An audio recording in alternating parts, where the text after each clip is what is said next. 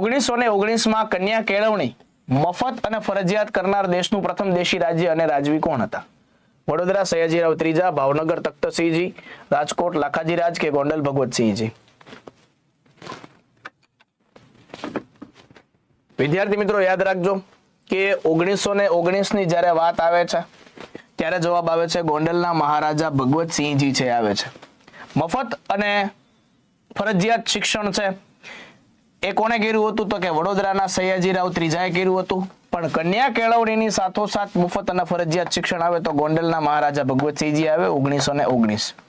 સૌપ્રથમ આપણે સયાજીરાવ ત્રીજાએ જ કર્યું હતું 1906 ની અંદર. સૌપ્રથમ છે એમણે પ્રયોગ પહેલા છે એ અમરેલીની અંદર કર્યો, ત્યારબાદ આખા રાજ્યમાં કર્યો.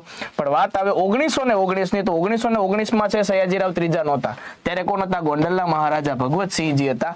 એમણે કન્યા કેળવણીની સાથોસાથ છે મફત અને ફરજિયાત શિક્ષણ છે એ કર્યું હતું. એટલે વડોદરા સયાજીરાવ ત્રીજા છે ને એ પ્રથમ હતું, પણ કન્યા કેળવણીની સાથોસાથ નહોતું. અહીંયા છે આપણે પ્રશ્ન છે જોવાનો છે 1919 માં